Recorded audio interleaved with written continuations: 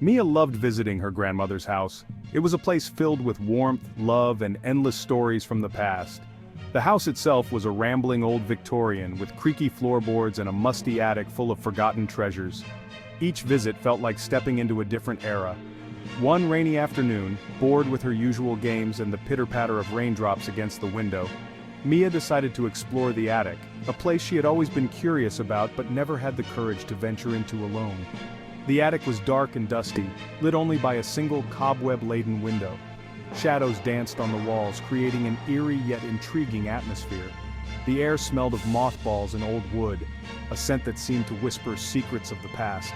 It was a smell that was both comforting and mysterious. She wandered through the forgotten furniture and stacks of faded photographs, her fingers trailing over forgotten toys and antique books. Each item seemed to tell a story, a fragment of a life once lived. Suddenly she stopped. In the corner, beneath a faded tapestry, sat a small wooden chest. It was covered in dust, as if it had been waiting for someone to discover it for years. Its hinges creaked as Mia lifted the lid, revealing a layer of yellowed lace. The lace was delicate, almost fragile, and it seemed to hold a certain elegance despite its age. Beneath the lace, nestled in deep red velvet, was a music box. It looked almost regal, as if it had once belonged to someone of great importance. It was crafted from dark polished wood and adorned with intricate carvings. The craftsmanship was exquisite, each detail meticulously carved. A delicate porcelain ballerina stood poised on top, her painted smile frozen in time. She looked as if she was ready to dance at any moment. "It's so beautiful," Mia exclaimed, her eyes wide with wonder. Mia carefully lifted the music box, feeling its weight in her hands. It was heavier than she expected, almost as if it was filled with memories. It was heavier than she expected. She wondered what secrets it held within.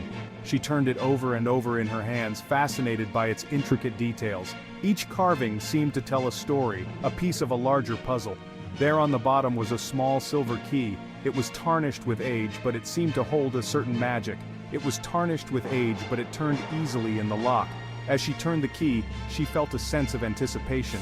As she wound the key, a shiver ran down her spine. The attic, always chilly, seemed to grow colder, as if it was holding its breath. The attic, always chilly, seemed to grow colder. Mia could see her breath in the dim light, adding to the eerie atmosphere. She wondered what would happen next, her heart pounding with excitement and a hint of fear. A soft melody, tinged with melancholy, filled the air, wrapping the room in a nostalgic embrace. Each note was crisp and clear, as if the music box itself was alive, breathing life into the stillness. The tune was both beautiful and haunting, sending chills down Mia's spine, making her shiver involuntarily. It was a melody she'd never heard before, yet it seemed strangely familiar, like a distant memory trying to resurface.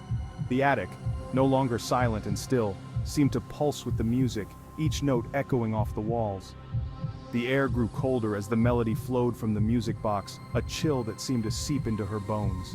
"Why is it so cold in here?" she whispered, her breath visible in the frosty air. Mia rubbed her arms, trying to shake off the sudden chill that had enveloped her. The hair on the back of her neck stood on end, goosebumps prickling her skin. She felt a presence in the attic, something unseen that watched her from the shadows, an invisible gaze that made her heart race. Fear, cold and sharp, pricked at the edges of her awareness, making her feel vulnerable and exposed in the dim light. That night, nestled in her bed, Mia couldn't shake the haunting melody from her mind. It was as if the music had embedded itself into her very soul, refusing to let go. The music seemed to echo in the silence of the old house. Sleep wouldn't come. Every creak of the floorboards, every rustle of the wind outside seemed to carry the tune. The notes of the music box seemed to weave themselves into her dreams, calling to her from the attic. It was as if the melody had a life of its own, beckoning her to uncover its secrets. Then, she heard it. The melody. It was faint but unmistakable, like a whisper in the dark. It was faint but unmistakable. The sound seemed to seep through the walls, growing louder with each passing second. The music box was playing again. The same haunting tune that had filled her dreams now filled the air. "I must be dreaming. This can't be real."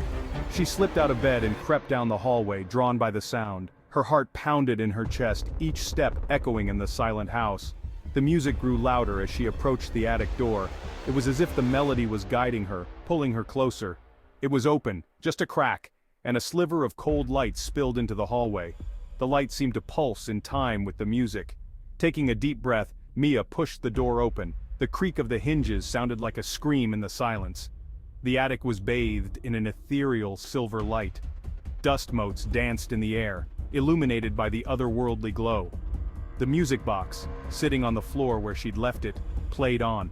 Its melody was both beautiful and terrifying.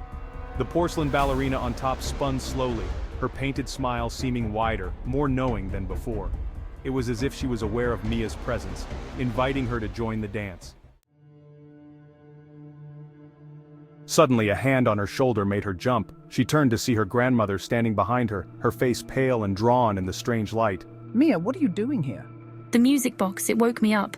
Her grandmother's grip on her shoulder tightened. Don't touch it, Mia. Never touch it. Her grandmother's voice was strained, her eyes wide with fear and something else, something akin to resignation.